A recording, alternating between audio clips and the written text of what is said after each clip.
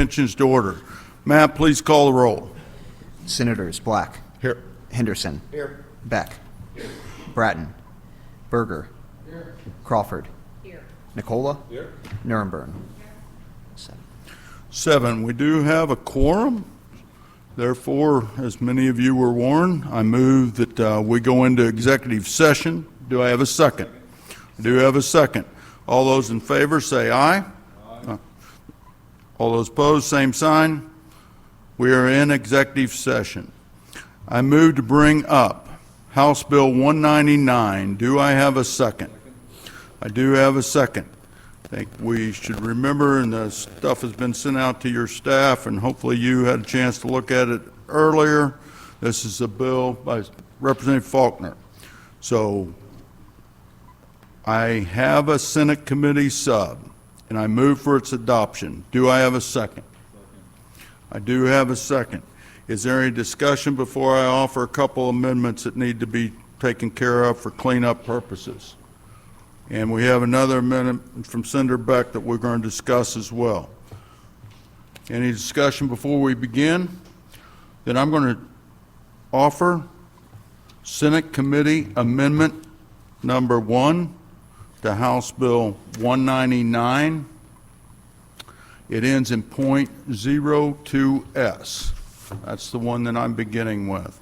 This is the one that deals with the circuit clerk salary increase. Most of us here have got to hear about this, I think, at least 2 years that I remember, and I believe it's even been longer than that. The other thing is Senator Crawford is who I get to blame things on if I get this. If I don't have the right copy in front of me, there are 2 copies of that language floating around in the building. Senator Crawford's been watching that close, and we do believe we have the correct language that has been agreed upon, and the important part of that is right at the end that deals with the funding. So if you have any questions of myself or Senator Crawford, please have those at this time. Any further discussion on Senate Amendment number 1? All those in favor say aye. Aye. All those opposed, same sign. The ayes have it. We have adopted Senate Committee Amendment number 1. Now in front of me I have Senate Committee Amendment number 2, ends in .03S. .03S. And this is correction language that when we were getting the Senate Committee sub put together, there were some items left out. Again, many of us have heard this on the floor as well in committees. The construction manager at risk language, there's some stuff that needs to be corrected in here that didn't get put into the Senate Committee sub. I think I've said that twice. Even a slow guy like me can figure that out. Anybody got any questions about this language? Seeing none, all those in favor of adopting Senate Committee Amendment number 2, say aye. Aye. Anyone opposed, same sign. We have adopted Senate Committee Amendment number 2, ending in .03S. Now, Senator from the 1st. Oh, okay. Senator from the 1st, before Senator Crawford also has an amendment as well that we need to discuss, but we're going to start with you first, please. Thank you, Mr. Chair. This amendment simply is the language that comes through this committee, and it's on a couple other bills. But what it would do is it's .02S also, but it's 6.02S. What it would do would simply allow fire districts and ambulance districts within the 5 counties that currently cannot do it, which we've all heard this in the past, they'd be able to go to the voters to get a sales tax and then reduce their property tax by half. That's correct. And it does only include that language, or does it also have 271? I've been told 2 different things, so I didn't know. And that was the language that... That's a good question. Senator, I've been really busy on some other things lately. So, yes. I believe, does it have 271 in here? I haven't Which seen I asked it. that earlier too, and I wasn't told. Yeah. Well, if not, you'll be willing for us to Yes, make that yes, fix yes, on make the that fix. floor if Absolutely. needed, correct? 100%, yes, yes. Yes. Anybody have any questions? Send her back to those districts. 5 districts in the state. We heard this bill at the very beginning, and as we said, it's been combined with other languages on several different places. Seeing none, all those in favor of Senate Committee Amendment Number 3, please signify by saying aye. Aye. Aye. Anyone opposed, same sign. Senate Committee Amendment Number 3 has been adopted. Now, Senator Crawford. Thank you, Mr. Chair. I have an amendment. It ends in .06S. What this amendment does, it is House Bill 816, which we heard in this committee, I don't remember if it was probably a couple of weeks ago. It was Representative Reedy's bill dealing with the NADA and the car assessments. So just as a reminder, this bill takes out using specifically NADA since they're frankly price gouging us, and so this just opens it up to a nationally recognized automotive trade publication to allow the assessors to use that. It also states that the tax commission will select, secure, and make available that whichever one they decide to use to the assessors. It also states that the assessor will not assess a motor vehicle at a price greater than the year it's been assessed for in a previous year, so it puts a cap so they can never go above what they've been assessed with initially. We, of course, ran into that with COVID, and so that's going to put a stop to that. And I think that's it. Let me make sure I didn't miss a piece. Was flipping through here. It just got handed to me at the last second. Yes, I believe that's it. And I would move for its adoption. Okay, Senator Crawford's offered Senate Committee Amendment Number 4 to Senate Committee substitute for House Bill 199. Any questions of the senator? As she stated, it probably was 2 weeks ago we've heard this, and for those of us that have been around at least the last 2 or 3 years, I think this is very similar language we've had before, and it puts the very important part of that bill, puts a cap on that nothing could be assessed higher value than it was previous year. So any questions? All those in favor say aye. Aye. All those opposed, same sign. The motion carries. Now, to my knowledge, that was the end of amendments that were going to be offered from the committee. Okay. I move that we roll these 4 amendments into the Senate Committee substitute for House Bill 199. Do I have a second? I have a second. All those in favor of that motion say aye. Aye. Anyone opposed, same sign. The motion carried. We have rolled all 4 amendments into the Senate Committee substitute for House Bill 199. I now move that we do pass Senate Committee substitute for House Bill 199. Do I have a second? I have a second. Matt, would you please call the roll? Senators Black. Aye. Henderson. Aye. Beck. Aye. Bratton. Berger. Aye. Crawford. Aye. Nicola. Nuremberg. By your vote of 7-0, you have do pass Senate Committee sub for House Bill 199 as amended. Okay, folks, we're going to 507 now. I move to bring up House Bill 507. Do I have a second? I do have a second. Is there any discussion with this to begin with before we go to discussing Senate Committee sub? Seeing none or hearing none, I have a Senate Committee substitute. I move for its adoption. Do I have a second? I do have a second. All those, no, we have an amendment. don't we? Yeah. This is getting crazy. That was from 199. Okay, now that I got my brains, got me straightened out to the right. We do have a clerical, is what I'm going to call it, fix to the Senate Committee substitute. Within the language dealing with the presidential preference primary, when the language was put together, folks, it referenced the second Tuesday in March, and it was supposed to be the first Tuesday in March.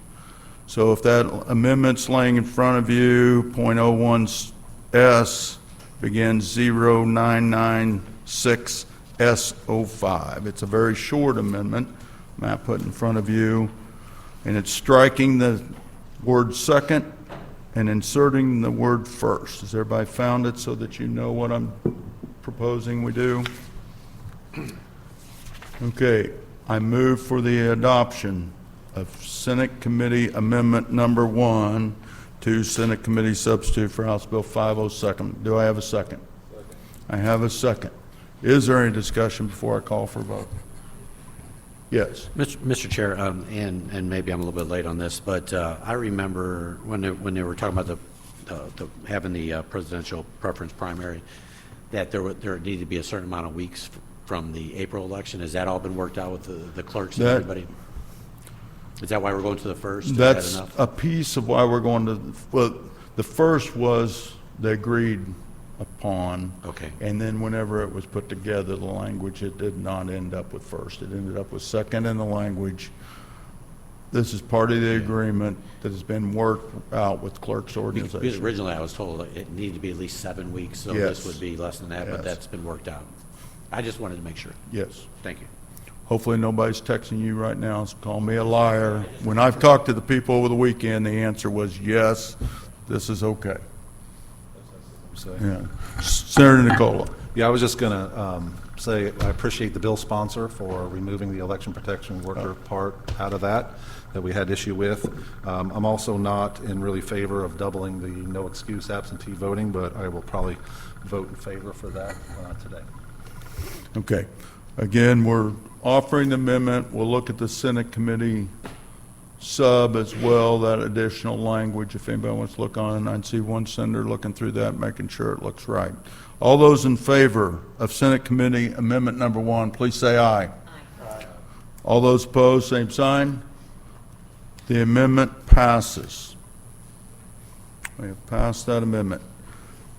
Now, let's put the amendment on the Senate Committee sub, and then we'll see if there's any discussion about that sub. No one else offering an amendment. I move that we roll the amendment into the Senate Committee sub. Do I have a second? I have a second. All those in favor say aye. Those opposed, same sign. The amendment has been rolled into the sub. Now, Senator Nicola started talking about the sub, and of course that was not out of order. We probably should have done that at the beginning, Senator, before we started on the amending process. Has everybody been able to look through the language that sub? I know Matt tried to get that sent out earlier in the week, so hopefully you and your staff, you knew where those items come from. And Sarah Nicola did say that the protections part was taking out of the 507, and he discussed the major parts that were put in it. The PPP, presidential preference primary, right, along with some negotiation to change from 2-week to 4-week on no excuse absentee. Anybody have any more discussion? Senator Crawford.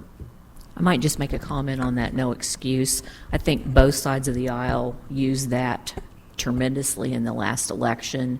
And I know my county had a lot of people that voted early.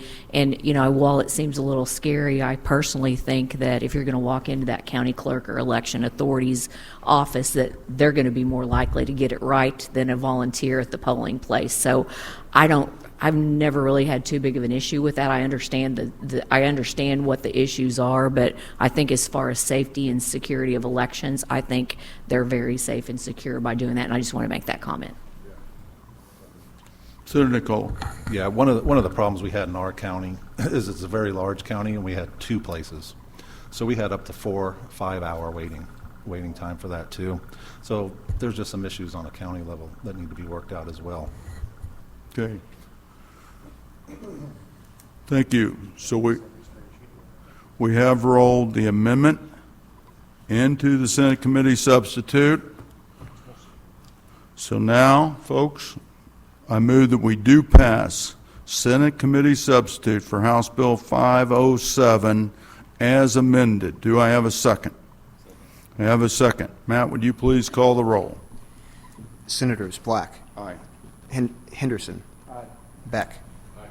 Bratton. Berger. Crawford. Nicola. Nuremberg. By your vote of 7-0, you have do pass Senate Committee substitute for House Bill 507 as amended. I now move to bring up House Bill 44 and 426. Do I have a second? I have a second. Is there any discussion on the original bill? If not, I have a Senate Committee substitute, and I move for its adoption. Do I have a second? I have a second. Let's look at that Senate Committee substitute. Matt, can you hand me my cheat sheet?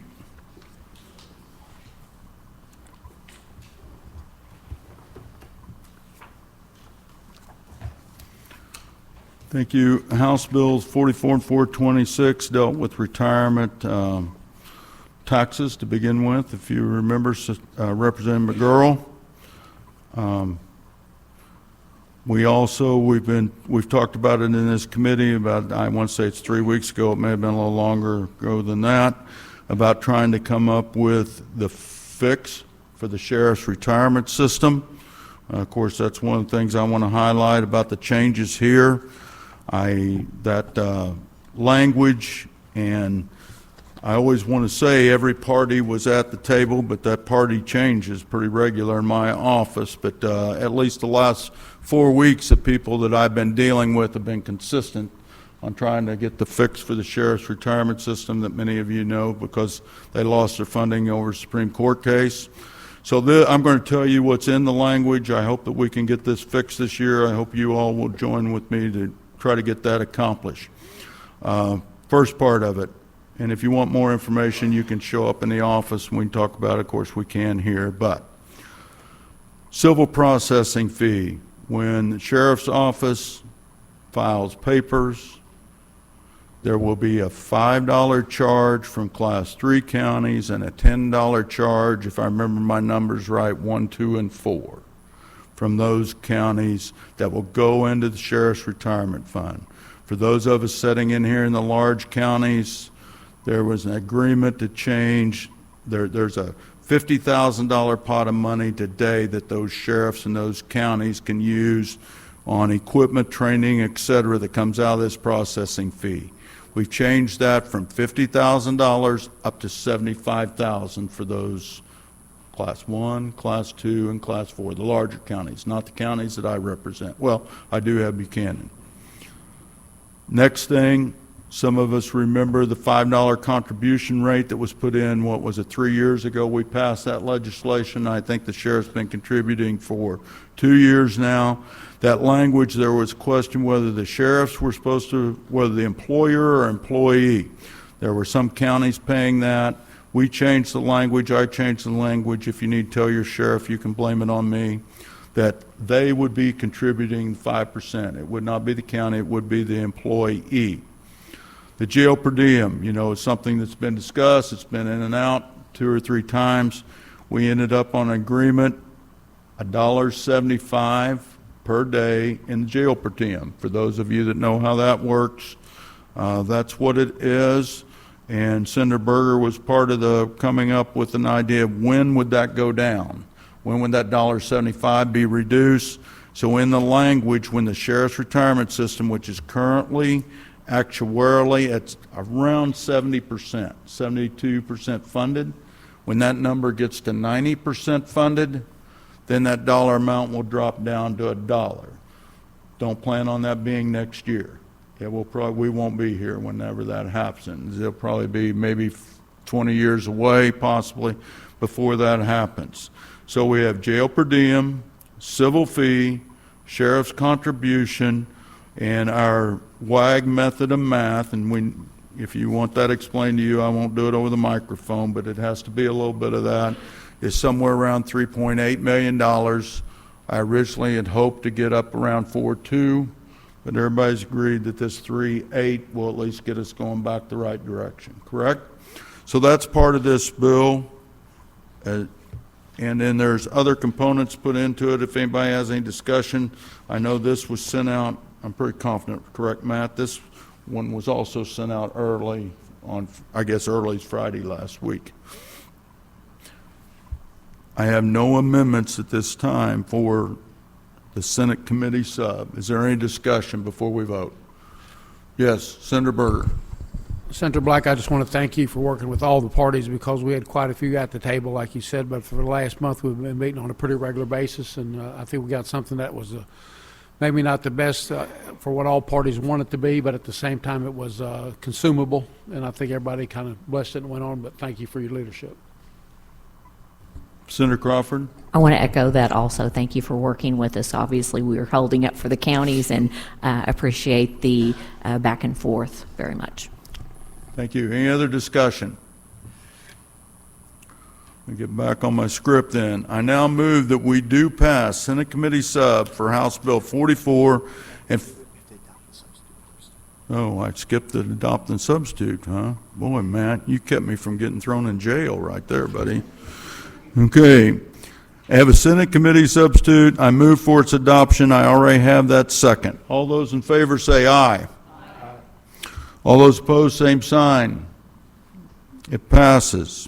I now move that we do pass Senate Committee substitute for House Bill 44 and 426. Do I have a second? I have a second. Matt, would you please call the roll? Senators Black. Aye. Henderson. Aye. Beck. Aye. Bratton. Berger. Aye. Crawford. Aye. Nicola. Aye. Nuremberg. Aye. 7. By your vote of 7-0, you have do pass Senate Committee substitute for House Bill 44 and 426. I now move to bring up House Bill 369. Do I have a second? I have a second. Let's see, I believe I have an amendment here that we need to take care of.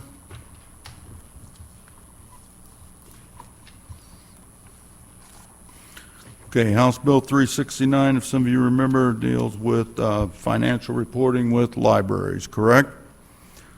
The amendment that has been distributed to you, it should be laying somewhere, 0600 H01.01S. Folks, I have an amendment ending in .01S, and I move for its adoption. Do I have a second? I have a second. This amendment, the representative handling this bill, Representative Banderman, after he got quite a ways through the process, he had a few libraries reach out to him. I hope he's shaking his head now, and want to make sure that they were at it, because somehow within law, and I know it's hard to believe, people get carved out and things and carved into things, but they were not part of this to begin with. And it just treats them the same way as the last day of the year, okay? That's what it's doing, including those. He was asked to bring that forth by that group of libraries, so we said that we would gladly amend his bill to be able to do that. Is there any question about the amendment? All those in favor of the amendment say aye. Aye. Anyone opposed, same sign. Amendment passes. You adopted this amendment. I move that we roll.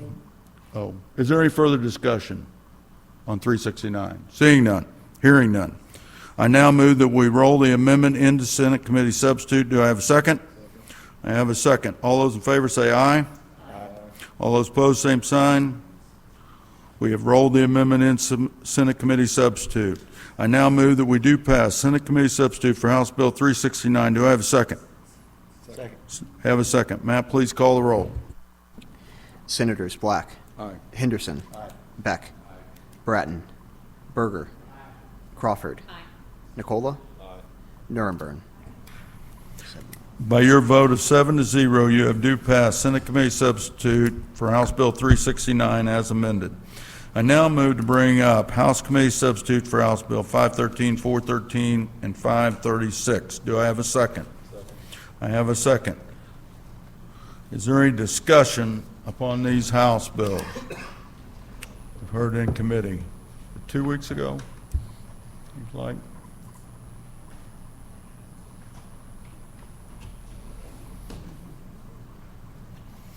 All those people out there in listing land's tired of how slow I am. Berger, I'm letting all of you take a look. Everybody good? Okay, here comes the final motion. No, I'm going to tell you how to vote. I now move we do pass House Committee Substitute, House Bill 513, 413, 536. Do I have a second? Second. Matt, please call the roll. Senators Black, Aye. Henderson, Beck, Bratton, Berger, Crawford, Nicola, Nuremberg. 7. I would have been right. By your vote of 7-0, you have do pass House Committee Substitute for House Bills 513, 413, and 536. I move that we leave executive session, return to open session. Do I have a second? I have a second. All those in favor say aye. Anyone opposed, same sign. We are out of executive session. I do want to tell you, compared to the list of senators seen, Representative Murphy asked me to put him at the end because he had a committee meeting that he needed to get through, so if he's not here at the time, we'll probably stay around for a couple minutes and see if he makes it, okay? First will be Senator Gregory. Got to set in less than Senator Black. That's another 30, 45 minutes you can't get back in your life, Senator. Please begin on Senate Bill 776 when you're ready. I don't think you planned any corn this weekend. That would be absolutely correct. Still a little too wet, but did get some manure hauled. Still a successful weekend, I guess. Yeah, you're right back in it this week here at the Capitol. Absolutely. I can't haul this stuff off though. Got to deal with it. For the record, State Senator Curtis Gregory, 21st District, Senate Bill 776 in front of you today. Appreciate getting the hearing on it, as this bill has gotten some traction in the House. And as I've heard lots of times, you don't have a committee hearing. That's oftentimes the demise of some legislation as it moves over to this side. Happy to be representing mainly with this piece of legislation, City of Excelsior Springs, maybe some others, I don't know, but there's a company called, or a group called Friends of the Wells in Excelsior Springs that brought this to my attention, known as Friends of the Wells, and on their website, they're working to establish a cultural renaissance through mineral water restoration initiatives aimed at revitalizing the historic downtown area of Excelsior Springs through the restoration of its mineral water heritage. That's kind of what they were known for in their heyday. And I think, if I'm remembering correctly, this statute was put in place, and I just pulled it up on the reviser's book back in like 1934. So we're almost 100 years later. Who knows why I got put in at that certain time, but is what they're looking to do up there is, it sounds like the city potentially wants to help get some of these many numerous wells that are in that area brought back to life, to spur more tourism and the like. But there's a line in here that would be getting deleted from section 77150 that basically says no city can expend any public dollars on these wells. And this was brought to my attention by the people in the city and also that group. And so that's what we're looking to do, is open this up to allow them to spur a little economic development up there in Excelsior Springs. And I hope there's someone here today. I put that on the hands of representative from that area last Thursday. I told me we were going to have a hearing on it, but I can try and get you a little bit more information. I was trying to find the paper I had in my office before I came in here, but I was not able to locate that. But I'll sure do my best to hand that out to the committee. But it's received no opposition on the other side of the building so far, and just trying to do something to help a town in the district out. Thank you, Senator. Any questions to Senator at this time about Excelsior Springs? Neat place. If you haven't been there, go visit. Great hotel called the Elms. Okay, is there anyone here to testify in favor of Senate Bill 776? It appears maybe they didn't get the memo. Well, let me see if has anybody in here stayed at the Elms. Look at that, hands go up. All right, you've got a lot of support, Senator. Is there anyone here in opposition to Senate Bill 776? Anyone for informational purposes only? Senator, in closing comments, looks to me like you had support. Well, I certainly appreciate that. I'll try and get that letter of support from that group disseminated to the committee when I get it back in my hands. Appreciate your time. Thank you, Senator. Next, Representative Keathley, House Bill 660.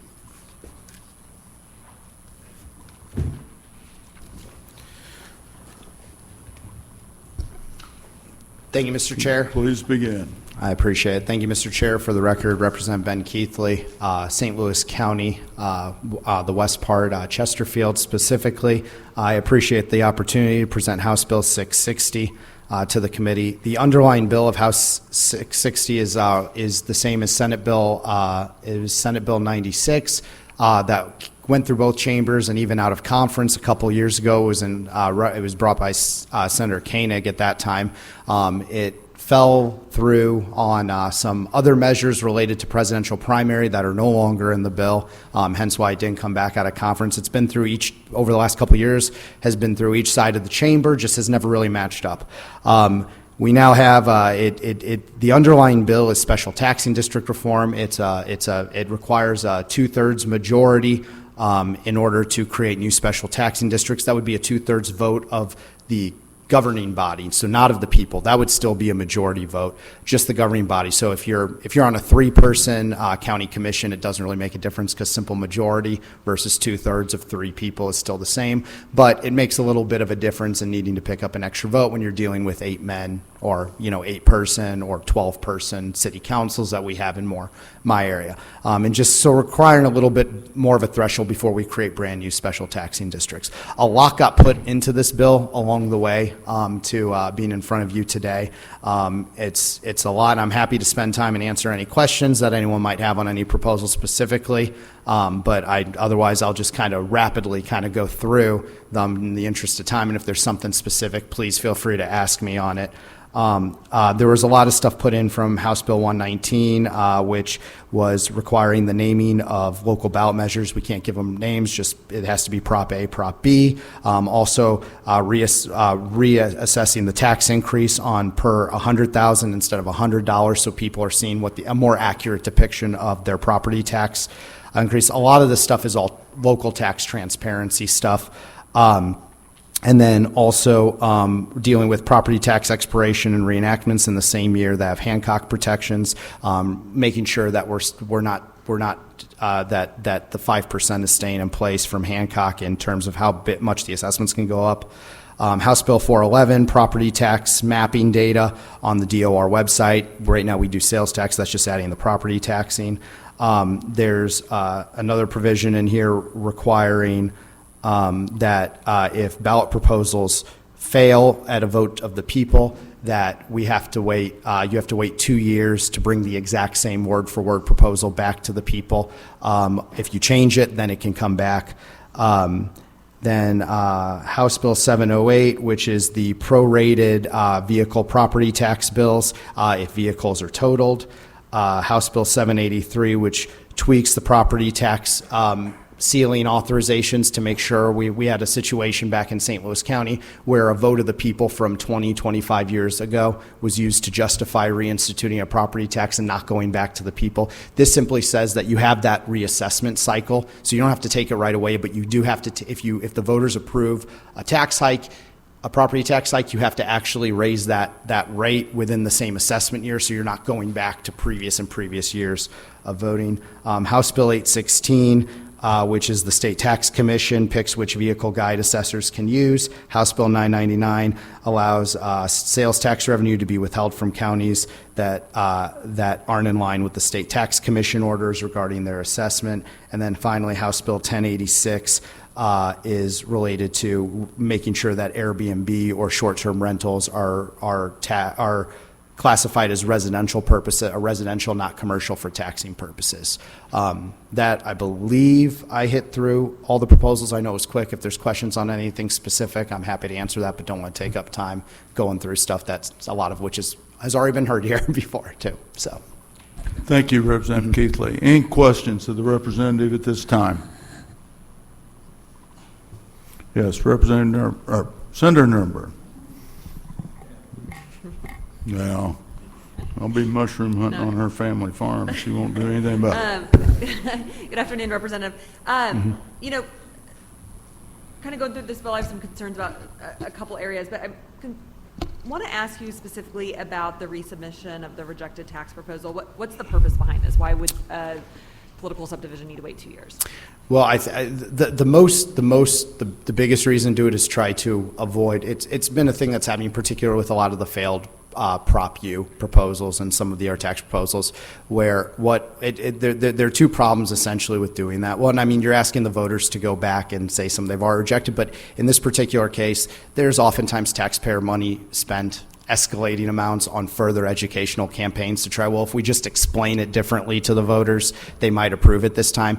And that creates a lot of waste for taxpayer proposals. The other thing is that we want to try to avoid is, particularly on local issues, that local tax issues, there's sometimes is election cycle shopping where it couldn't pass in April, maybe it'll pass in August, maybe it'll pass in November, or vice versa, maybe it'll pass in April when we put it on the November ballot.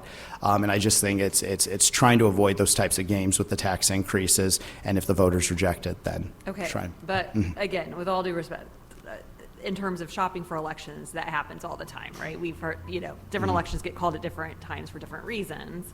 But one of the things that I don't like, if a local group wants to say, hey, let's give it another try, I don't feel like it's up to us as the state to say you can't. So that problem, that's probably the part that right now sticks out to me as being problematic. But some of the other ones, I think will probably need a broader discussion on the Senate floor. But thanks for your, explanation as to your why. Thanks. Thank you. Thank you, Senator Nirenberg. Any other questions? Yeah, Senator Henderson.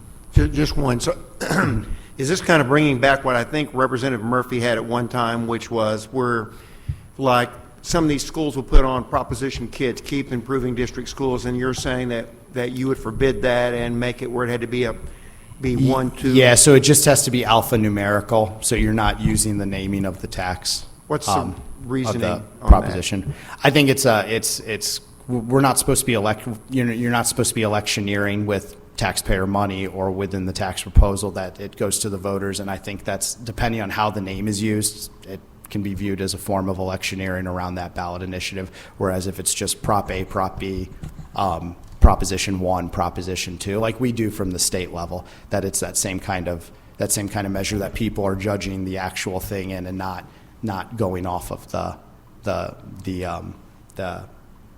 name that the tax gets, which can sometimes be misleading about it. So now I get where you're going, but I'm also going to argue that at times it actually makes it stand out where they know what they're actually voting on when they do that. Oh, this is a school, because sometimes there's so many on there, I think they get confused the other way and they just start marking it. Thank you. Mm-hmm. Any other questions? Thank you. Anyone testify in favor, please come forward. Witness forms, there are blank witness forms up here. If you don't have one filled out, you can leave them laying there on the desk when you're done. Please state your name and begin, sir. Thank you, Senators. My name is David Stokes, Director of Municipal Policy at the Show Me Institute. Delighted to be here today. I understand that staff has passed out a copy of my written testimony to all the members of the committee. So I promise I'm not just going to read everything I've submitted to you. I'm just going to concisely and quickly highlight a few of the most important parts of it. Obviously, it's a long bill. I'm not going to discuss every aspect of it. But just real quick, some of the reasons I'm here in support of, I'm going to highlight three parts I support of. I generally support the rest of it, and then I'm going to discuss one part of it that I think is a poor idea that needs further consideration. But to get to the start where the Senator brought up, in my testimony, I highlighted several, what I think, egregious examples where voters rejected a tax increase in the city, and then the cities went right back and put it on the ballot, as if to telling the voters that they're wrong. So I do think a 2-year moratorium is appropriate. I highlight the case of the city of Maryland Heights, which in 2022, I believe, voters rejected a certain tax, and then 5 months later in April, they put it back on the ballot. And several examples, other examples in St. Louis County of similar sort of churning of the things. And it's not just a St. Louis County issue, it happens around the state. That was just the county I really dug into the ballot history on. So I think that moratorium is a good idea. Certainly with the number of transportation development districts and community improvement districts are exploding around the state. We have several hundred now, probably approaching 1,000 almost. I don't think we're quite there. But so there are certainly good ones. I'm certainly familiar with the Lake of the Ozark Community Bridge, which is now a TDD. I think an excellent use of funding for that, previously the only toll bridge in the state. I know that in rural Missouri there's some counties that have sort of glommed together and built TDDs to help expand state highways through their rural areas. That's been a very effective way to do it. But for the most part, most SIDs and TDDs are sort of just a scheme for corporate welfare, and audits. For 20 years, Missouri auditors of both parties have been highlighting the abuses of SIDs and TDDs. The Kansas City auditor did a special audit of their own ones a few years ago and found the same abuses. Failure to go out for bid, failure to file proper reports, errors on the taxes. I think making it a little tougher to establish a special taxing district of those varieties would be beneficial. And finally, as Representative Keathley spoke to, we saw the language does allow flexibility in how municipalities and other taxing districts, there is a way they can raise property taxes, without a vote of the people. And it had always been understood, and if you read the state auditor's annual property tax reports, they make this clear, it was supposed to be a short-term flexibility. And that's a good thing. If they don't have any flexibility at all, then they'll always keep it at the maximum level. But what Town and Country, a city in St. Louis County, did, they had set it to 0 for 25 years, and then last year they used the fact that it was still beneath their voter-approved level from the 1990s as an excuse to raise their property tax without a vote of the people. I think that was a complete abuse of the process, and I support the part of this bill that clarifies that these are short-term flexibility for cities and other local taxing districts, not something that you could let for decades at one rate and then use as an excuse to raise it without a vote. So I think that's a real abuse of the Hancock Amendment, what Town and Country did. There's obviously a lot more in the bill. Certainly support the parts about where it addresses the way Jackson County has so far opposed the state tax commission orders for their reassessments and sort of forcing Jackson County in a way to comply with that. And finally, the information in there on assessing personal property, cars and the like, that was, I know you put that into in executive session, you put a lot of that into one of your prior bills, but I know a lot of that same stuff is in this bill as well, and I think it's all very beneficial. This is where Representative Keathley gets mad at me, the one part of the bill that I do think should be looked at and considered changed is the part that gives an automatic property tax exemption for all federal 501c3s in Missouri.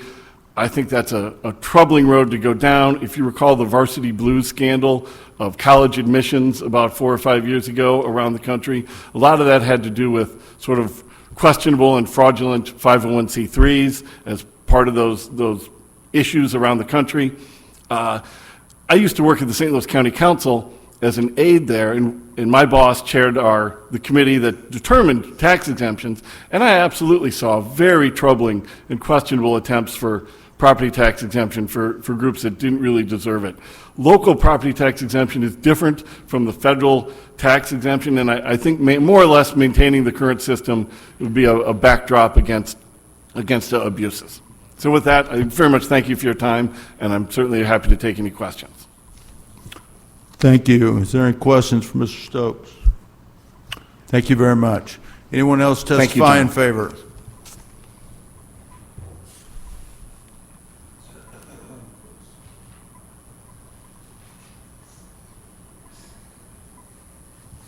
Mr. Chairman, members of the committee, Organ Schlemer on behalf of Stowers Institute. So we actually Stowers Institute actually fell into one of these taxing jurisdictions several years ago, and I think the comment was just made that, and we're a not-for-profit, and we don't pay property tax, right, as a not-for-profit. However, the court said that, wait a minute, these CIDs and TDDs, these are not property taxes, these are property assessments. So they are looked upon differently than property taxes, and in fact, they do assess everyone. And so what we put in here is the same exemption that you would get on a property tax, you would also get under these property assessments, okay? There was some concern about, I think what you just heard is that, all right, fair enough, is this going to be too broad? And so what we put in there in language on page 36, what actually needs to be repeated on page 12 as well, because I don't think it got into both pieces. And that is, not only is it, do you have to be a not-for-profit, but the use of the property also has to be to further the mission of the not-for-profit. So therefore, a not-for-profit couldn't have a business building and rent it out to, lobbyists and accountants and lawyers and so forth.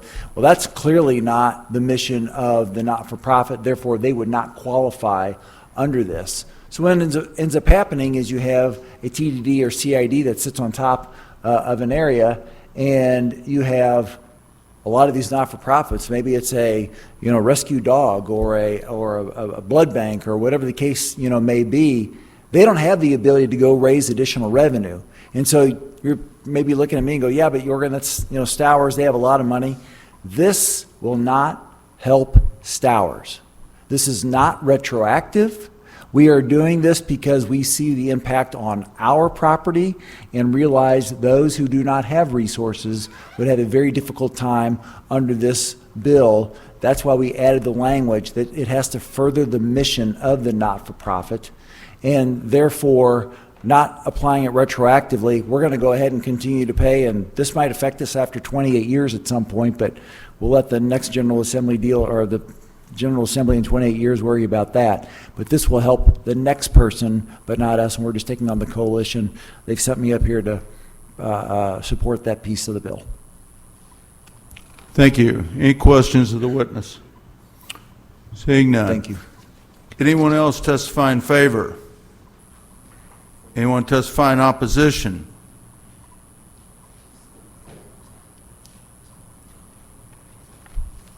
Please begin when you're ready. Thank you, Mr. Chair. Nancy Copenhaver from Moberly, Missouri. I'm actually only testifying against one little part of this.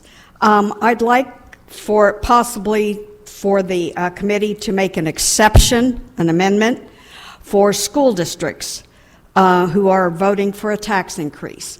I know, Mr. Chairman, you've no doubt been part of that. As a 28-year teacher, I've been involved in many of those myself.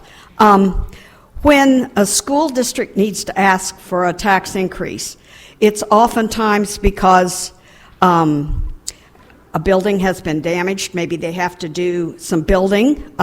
They have a huge increase. For instance, in Columbia, they're building a new elementary school almost every year there.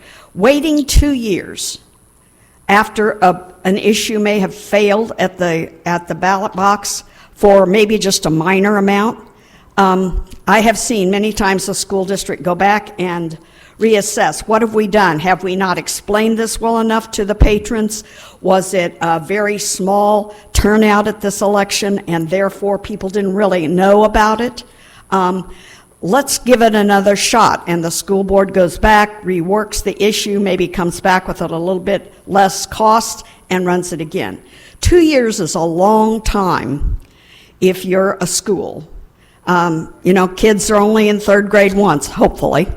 And we just don't need a 2-year waiting period for that kind of a thing. So I would ask the indulgence of the committee to perhaps just put education on hold on that part of the bill.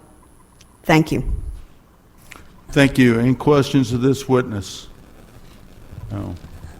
Representative Keathley, as the witness was discussing this, did you tell me in the example where the school district went and looked and changed the rate they were going to possibly propose in front of the person, they would no longer be in the 2-year wait, or did I misunderstand you earlier? You're correct, Senator. That the way that there's an exemption in there, or exception in there, where you don't have to wait the 2 years. If you lower the threshold or you change the dedicated fund, essentially it has to be the exact same tax rate amount for the exact same purpose that you're asking for. So there are ways to work around it. I just wanted to make sure, something that I thought you'd said earlier. So thank you. Thank you. Anyone else testifying in opposition, please come forward.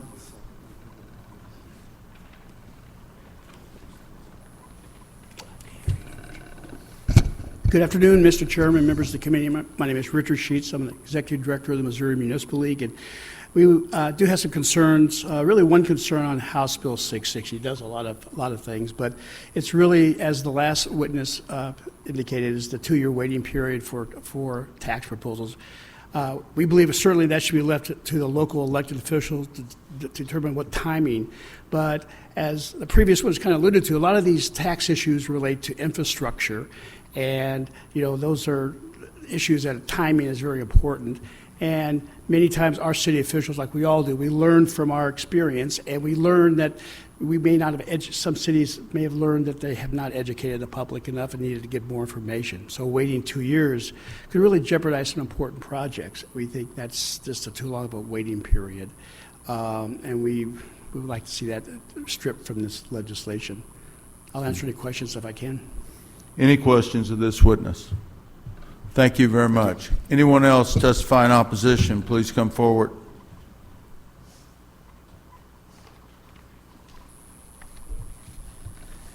Mr. Chairman, committee members, my name is Pat Kelly, Executive Director of the Municipal League of Metro St. Louis.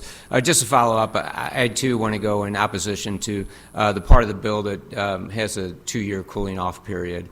I just want to be very clear. I was served as an elected official for 22 years. Putting something on the ballot, asking our residents for a tax increase is not something the elected bodies take lightly. And a lot of times it's a very difficult decision to do that. But once they're committed for whatever that need may be, whether it's to give raises to their employees or a bond issue for a specific project, roads or a building and so forth, they're committed to doing that for their community. And a lot of times, especially with the use tax that was brought up earlier, it's an education process. And the use tax is very complicated. I think we here at the Capitol, you at the Capitol, know that from just getting the Wayfair bill passed.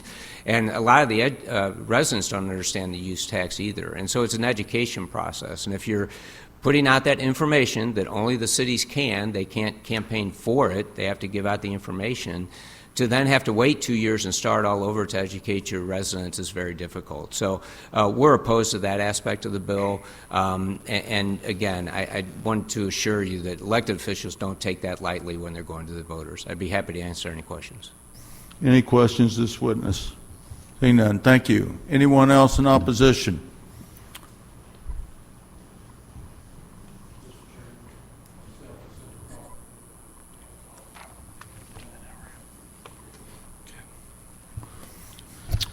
Thank you, too. Briefly, Mr. Chair, members of the committee, Will Mars on behalf of the City of Springfield, just want to go in opposition specifically on that 2-year waiting period. Oftentimes we'll have sunsets on some of our local tax questions. Specifically, we just passed a 3/4 cent sales tax last year. This went towards police and fire pension. So with that 2-year waiting period, something that important as public safety, we just don't want to be hamstrung by that. So happy to answer any questions. Any questions, this witness? Thank you. Anyone else testify in opposition? Anyone testify informational purposes only? Any closing comments, Representative? If there are any questions from the committee, I'm happy to take those, but otherwise, I don't have anything further. Thank you very much. Thank you. Great. House Bill 575, 551, Representative Banderman, please come forward.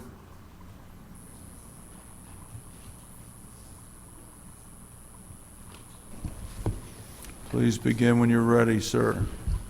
Thank you, Mr. Chairman. Thank you, committee, for hearing House Bill 551 and 575. My name is Brad Banderman. I'm the representative from the 119th District, central part of Franklin County. In front of you today is most likely going to be the only IP reform bill that comes from the House this year, and it's sitting in front of the committee. This deals with some statutory reforms to the IP and petition process in the state of Missouri, and I'll do what I can to make this brief. I believe that these 5 areas are important to our process within the state of Missouri for the initiative petition process. I believe they are Missouri first type of process, making sure that the residents of our state have control over the petition process both statutorily and constitutionally. The first part of the bill in page 5 deals with the standardization of the form, and this is never very controversial. The former Representative Mike Hafner carried this bill in the House for the 2 years that I was a freshman, and then I picked this bill up after he left the House. And this deals with standardization of the form where the circulators use to collect. This will allow those that deal with the sufficiency process at the state agency and at the courts to have a standard process and a form, one that is standardized and also printable. So this allows the circulators the ability to print this form and then a standard form that the Secretary of State's office and the other state agencies that deal with sufficiency can use. So there's hardly any controversy around the standardization process. This will just allow that process to be much easier for all those involved. The second part of the bill deals with a residency requirement for circulators. I'm going to take just a brief amount of time to talk about this one because some of the witnesses behind me over the last 3 years have talked about this area of the bill. More than half of all IP states out of the 24 require circulators to be at least 18 years of age and a resident of the state or present in the state for at least 30 days and registered to circulate. The Eighth Circuit Court of Appeals upheld this Initiative and Referendum Institute versus Secretary of State Alvin Jaeger in the year 2000, and they concluded that the residency requirement is constitutional. It's a little bit sticky in this area because the Eighth Circuit Court of Appeals also deals with North Dakota, and as wild as it sounds in the state of Missouri, they do not have a voter registration system in the state of North Dakota at all. Residency in the state of North Dakota is tricky because of that. The voting process is tricky because they have no voter registration process. So the number of signatures required is tied to the population of that state that's reported in the last census. As such, any U.S. citizen who is at least 18 years old and who has resided in the state for at least 30 days may sign a petition, and those that circulate is what I'm talking about today. House Bill 551 and 575 states that a circulator must be a citizen of the United States, 18 years or older, a resident of the state, or physically present in the state for at least 30 days.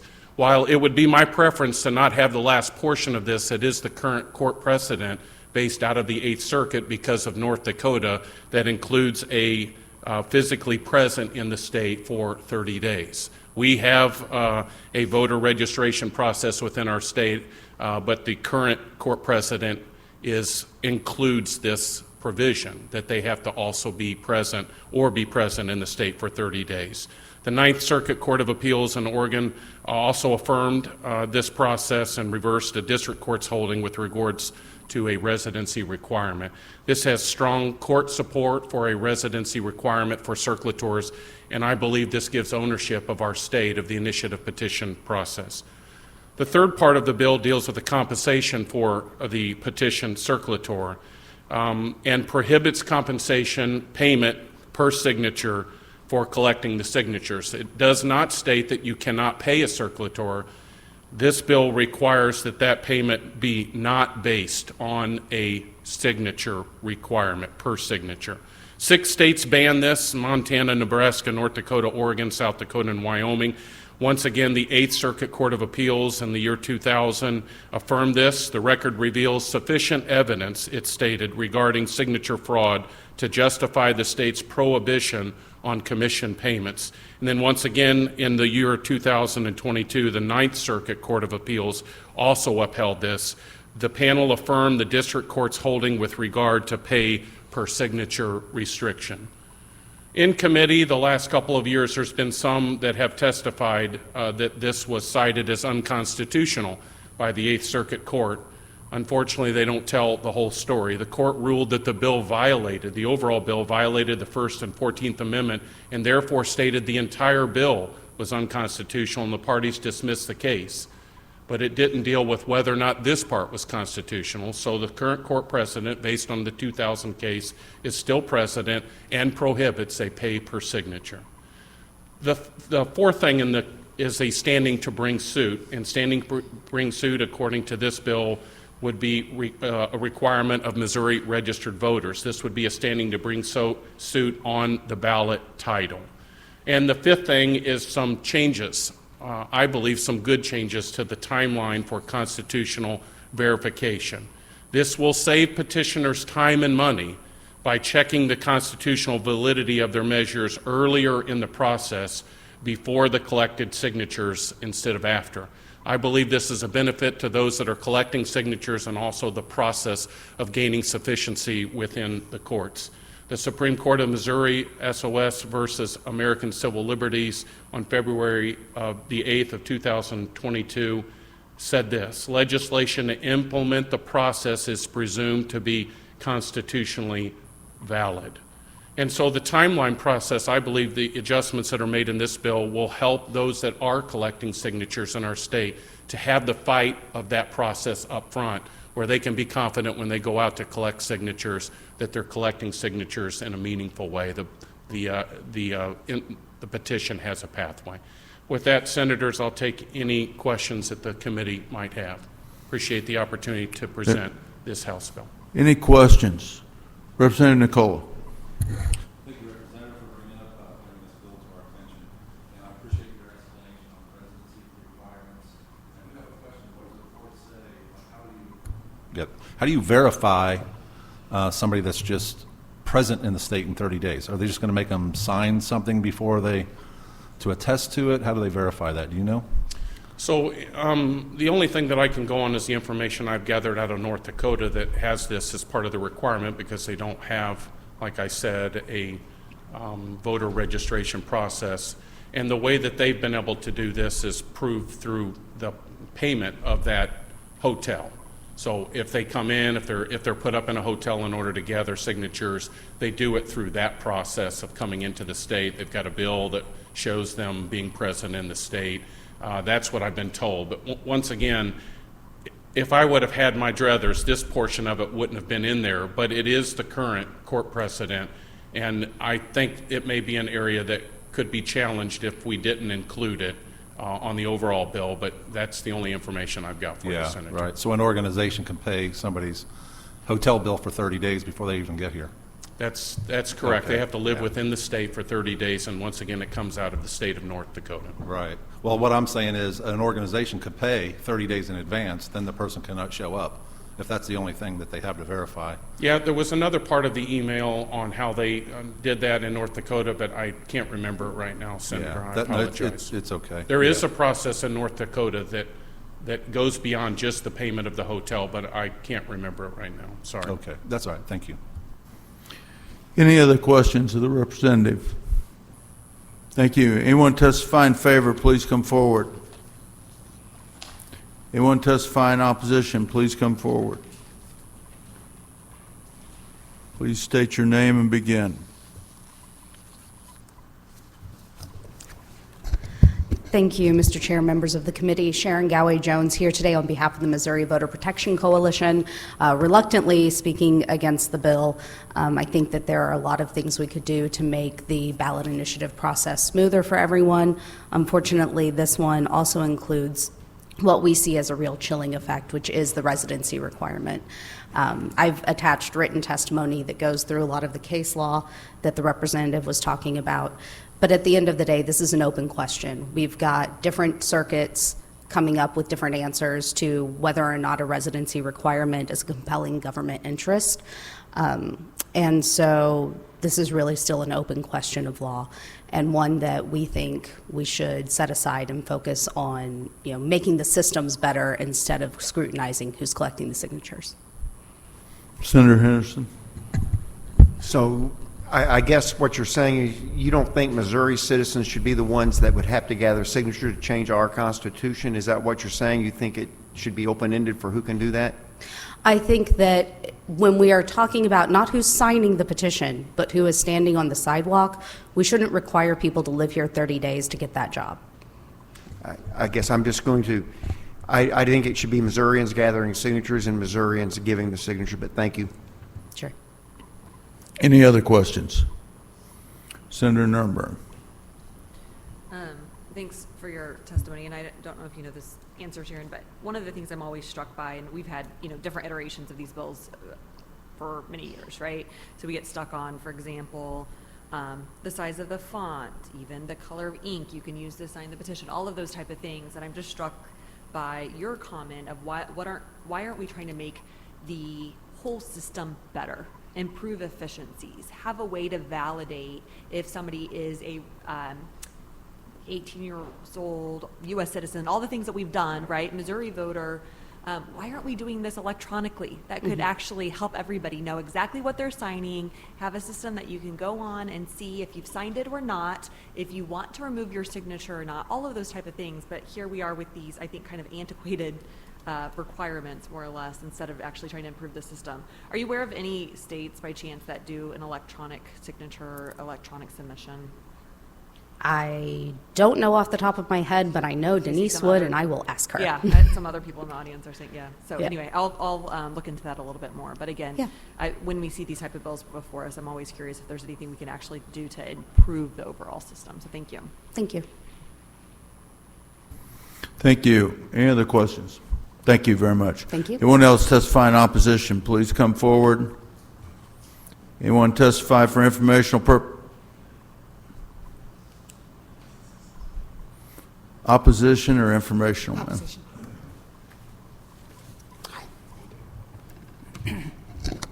Good afternoon, Mr. Chairman and members of the committee. My name is Marilyn McLeod. I'm the president of the League of Women Voters of Missouri, and will go on record in opposition to this bill. A core principle of the League of Women Voters is that responsible government should be responsive to the will of the people. The initiative petition process is an important tool of direct democracy. Missouri voters across the political spectrum have used the citizen initiative when they feel their voice isn't being heard. This is a way for the public to actively participate in our democracy. Multiple efforts are underway in the Missouri legislature this year to undermine the citizen initiative process. It's obvious that this bill and others are just making it more difficult for the people to use their constitutional guarantee to the citizen initiative.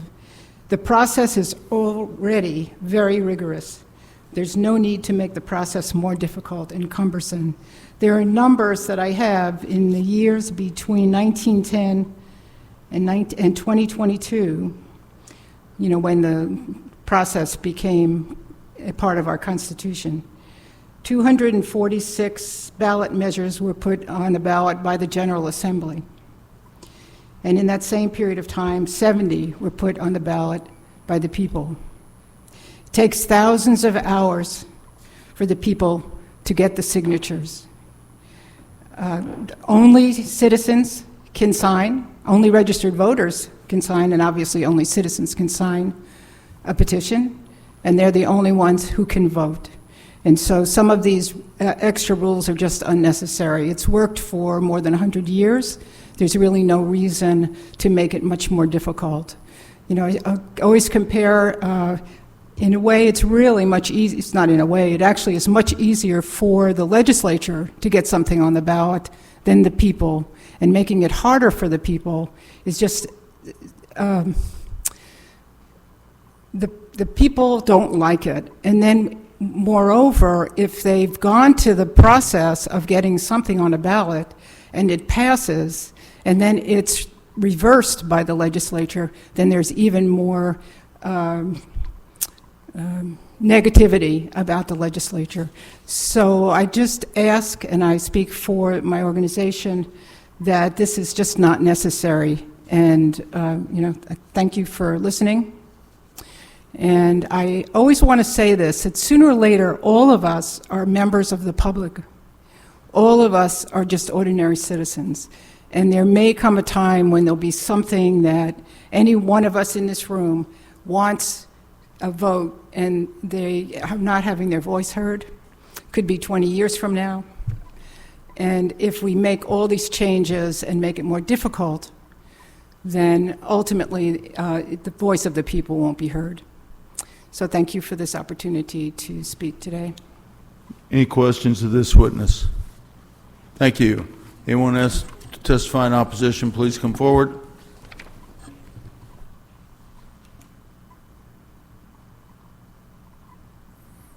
Mr. Chair, members of the committee, my name is Ron Berry. I'm here on behalf of Jobs with Justice Voter Action. We too don't believe that these residency requirements are necessary, but also we kind of see it that it's interesting how these court cases are interpreted, because we see that to be unconstitutional. And when you reference the Ashcroft ACLU case, it's also interpreted that it said that the General Assembly couldn't impede the process. I'd like to add one other thing. If you look at the end of the bill, page 11, it's that process there that at the very bottom, section 116, 153. This was brought to the General Assembly back in like 2012, and I believe it was Senator Kraus that championed this language. This was because there was an initiative petition that was passed that had to do with the dog breeder. And Farm Bureau brought this before the General Assembly because they felt like there was no vetting of the process. This is the only opportunity that the General Assembly, through this legislative review, has an opportunity to vet initiative petitions. And to my knowledge, it's only happened one time, and that was in 22, I believe, so that they could look at marijuana. You know, if you would have brought this committee and heard the initiative petitions that were on this last election, we wouldn't be having some of the issues that we see today with whether it be Prop A, Amendment 3, but that's the whole purpose of that, and we've only used that one time. Any questions of this witness? Thank you. Thank you. Anyone else in opposition, please come forward. Please state your name and begin. Good afternoon, committee members. Sage Quorum on behalf of the American Civil Liberties Union of Missouri, here in opposition. As we've heard from previous folks in opposition, this bill creates sort of unnecessary burden to intercede in this initiative petition process, and we are also concerned about the chilling effect on political speech that this bill presents. Happy to take any questions. Any questions to this witness? Seeing none, thank you. Please turn that in when you leave. Thank you very much, ma'am. Anyone else opposition? Informational purposes only? Any closing comments, Representative? I'd just like to thank the committee for an opportunity to present these House bills. Both myself and Representative John Martin combined today to present this in front of you. I'd like to close by just saying I don't believe that any part of this bill makes the process more difficult, and I believe that it's very important. I strongly believe that Missouri residents should be in control of the process of amending their constitution or creating statutes in the initiatory petition process. Once again, thank you for an opportunity to present the bill. Thank you. Representative Voss. House Bill 1122. When I ask you and any witnesses you have, it seems like maybe I should have sped up the process or sped myself up. We're supposed to have something in here in a little bit, so if you can, please be concise, present your bill so we can move on. Thank you, Mr. Chair, members. Because we have Representative Murphy behind you. Well, I was hoping to be last, so you'd save the best for last, but I will defer that to Representative Murphy. He still thinks he's best.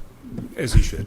My name is John Voss. I'm a representative for District 147, the City of Cape Girardeau. My House Bill 1122 would modify the provisions for the office of coroner in the state of Missouri by doing three specific things. It would elevate current code of regulations requirements on training activities into statute form. It would eliminate the Coroner Standards and Training Commission, and it would expand the allowable uses of the funds that are in the Coroner's Training Fund. In 2020, the legislature passed House Bill 2046, which created the it created the Commission for the Standards and Trainings of Coroners in the state of Missouri, and it added $1 to every death certificate that was issued to go into the Coroner Training Fund. When that commission was formed, it was intended to have several members. In the 55 months that that commission's been formed, it has not had a quorum for over half of that time, so it's really hamstrung their ability to do anything. This past year, they have had a quorum, and they were able to promulgate rules relating to the standards and training for the office of coroner. There are 19 specific points that follow the National Institute of Justice training standards that are now a part of the Code of Standards in the state of Missouri, the Code of Regulations. This bill would elevate that from a rule to a statute. It also eliminates the commission based on their lack of a quorum. I believe that it's best suited to be handled by the legislature themselves. We meet annually and have the opportunity to take a bite at this apple if there's changes that need to be made. The last change that I'm proposing with this bill would expand the allowable uses of the coroner training funds. Today, that is limited to training only, and we find that many of our coroners across the state of Missouri, and certainly in our small counties, just don't have the financial resources to purchase the equipment and supplies that they need to thoroughly conduct death investigations to fulfill the office responsibilities. And so, if approved, this bill would do those three things. It would elevate the standards out of rules into statute. It would eliminate the Standards Commission, and it would allow additional uses of the Coroner Training Fund, which has currently got about $1 million in it today. There's more that I could say, but I'd be happy to take questions, Chair. Is there any questions of the representative? Thank you. Anyone testify in favor, please come forward.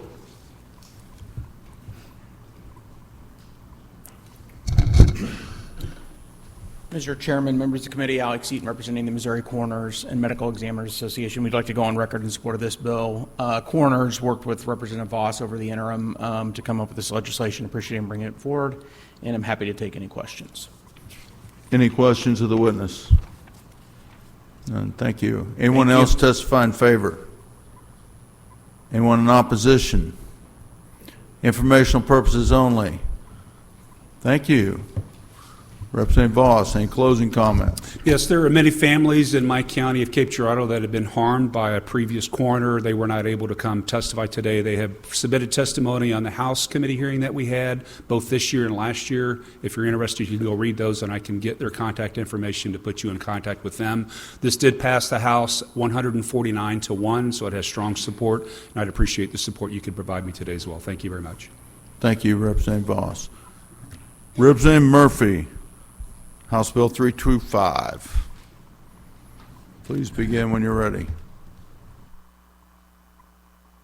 Thank you, Mr. Chairman. I will be as brief as possible. State Representative Jim Murphy from St. Louis County, District 94. I am here to present House Bill 325. There are two parts to this bill, and let me explain before I get started. The original part was mine, and the second part was an amendment that was put on in the House. Since the bill passed, it has become evident that the two parts may conflict with each other. So I would hope that if you vote this out, that we'll take the second part out. So I'll talk mainly about the first part. The first part is a very simple bill. It just simply says that no local political subdivision can interfere or pass any ordinance that would interfere with the course of accepted practice of a medical professional, and that's all professionals across the board. All of these medical professionals have state boards, have that set up what their rules and regulations are, and what this says is that a local government can't say something different. This bill, I will tell you, started out maybe 4 years ago as a cat declawing bill because St. Louis County said that veterinarians couldn't declaw cats. Well, the Veterinarian Association says, well, it's necessary at times because people will come and say, you know, either put my cat down or take the claws out. So St. Louis County put an ordinance in and said you couldn't declaw the cats. Well, it didn't stop cats from being declawed. They go over to Jefferson County or St. Charles County or somewhere else in the state because St. Louis is the only one that's done that. After that bill was filed, I had many other medical professionals come and say, well, you know, they shouldn't be interfering with us either. There's instances throughout the country where local governments have said, you know, you cannot give COVID vaccines. Well, you know, local government shouldn't tell a doctor they can't do something. And there has been the opposite of that, where they've said you have to give them. Again, not something we want the local governments to do. So this is very simple. It just says that local governments can't do it. The state regulates medical professionals already, and that's where it should stay. That's that part. The second part of the bill was a bill that Representative Jones was carrying, saying that if any abuse of animals was recognized by a myriad of about 500 different people, that they would turn it over to Children's Services and you know, investigate whether or not there's child abuse going on. When you hear some of the testimony of how abusive it is to declaw a cat, I think every veterinarian in the world would be under investigation if we let that stand. So I will ask that that be removed. With that, I'll take any questions. Thank you, Representative Murphy. Any questions of the representative? Hearing none. Anyone testify in favor? Anyone testify in opposition? Anyone for informational purposes only?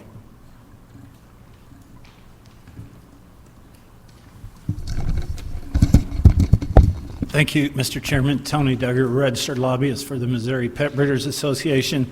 We're testifying for informational purposes today. We appreciate Representative Murphy working with us because the second part of that bill we do not like. And so we are appreciative that he is more than cooperative to take that part out, and we hope that you all will do the same if you move this bill forward. Thank you. Thank you. Any questions, this witness? Seeing none. Thank you. Anyone else for informational purposes only? Thank you. Mr. Chairman, members of the committee, my name is Karen Strange, President of the Missouri Federation of Animal Owners, and likewise, we totally support Representative Murphy's portion of this bill and have concerns otherwise. Be glad to answer any questions. Thank you very much. Any questions? Anyone else? Informational purposes? Seeing none. Representative Murphy, any closing things? I think we have. You missed what? Yeah, you can be informational purposes. Can you try to keep it that way? I think it'll be very informative. So thank you so much for your time.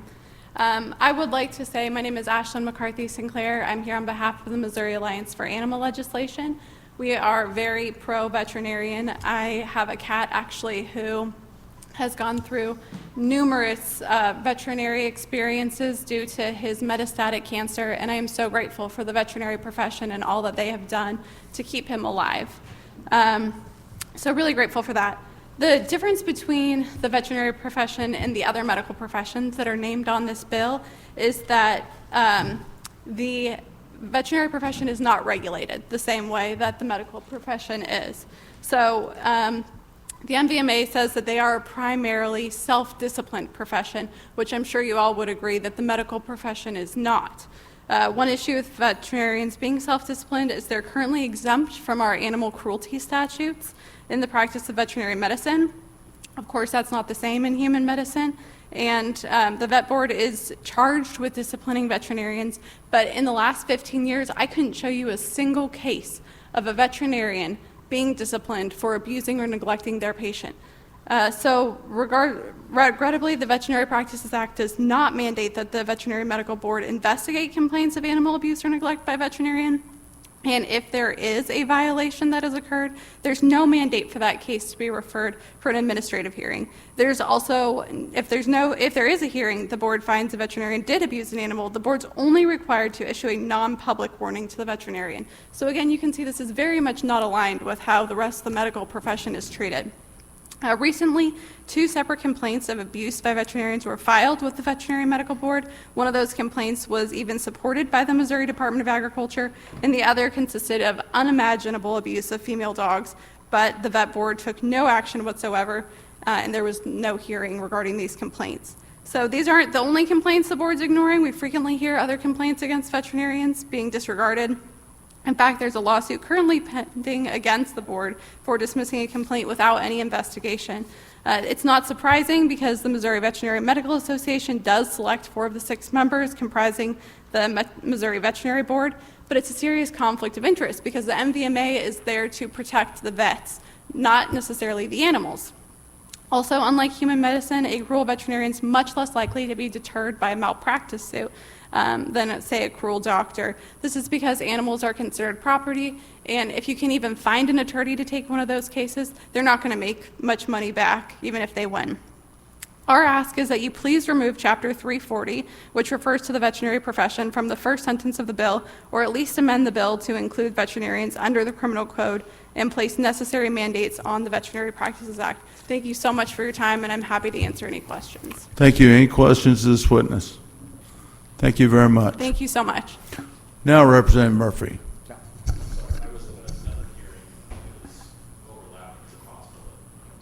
Can you give me about 3 minutes? Yes, sir. Then, no. Can you do your thing in 3 minutes? I'll keep it short. Name's Cody Atkinson. I'm with Humane World for Animals, formerly Humane Society of the United States. So we would also like Section 340 removed from this bill. Our concern is that there are certain practices that over time we find other ways that are more humane, and oftentimes that is pushed into greater practice through public pressure. A good example of this would be no longer using gas chambers for euthanasia of animals. Formerly a very common practice, no longer a common practice. In fact, I was able to grant Poplar Bluff, the city of Poplar Bluff, $15,000 to remove their gas chamber. It was the only one left in the state. Several states and cities before this removal had, through public pressure, decided that that was no longer an acceptable practice. I believe that is the case, that we need to maintain public presence within these spaces to advise and push along more humane methods of veterinary practice. Thank you. Thank you. Any questions to this witness? Thank you very much. Representative Murphy, one more time. Any closing? We got another late arrival. You're down to 2 minutes or less. I'll be quick. Richard McIntosh, I'm here on behalf of the Alliance for Animal Legal Defense Legislative Fund. We're fine with the first section of the bills on the animal mandatory reporting, because if you do bad things to animals, you do bad things to humans, and that's proven. Law enforcement tell you that all day and twice on Sunday. We're just opposed to the last section. The preemption bill, we all like local control until we decide we don't. And the problem with bringing this bill up here is you will now bring all the issues of St. Louis City and St. Louis County to the legislature, and you'll get to deal with them, because I know you all just don't have enough work to do. All So right. with that, I'm done. Any questions of this witness? Thank you.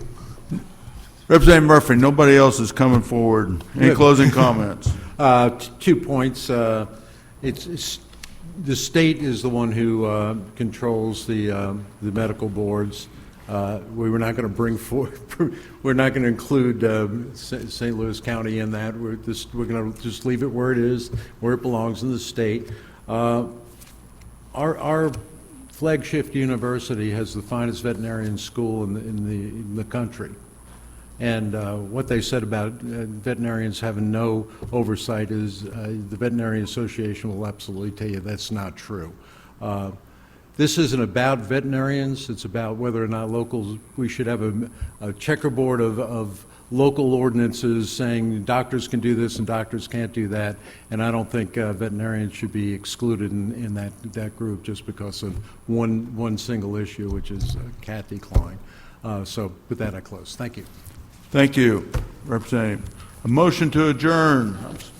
Second. We are adjourned.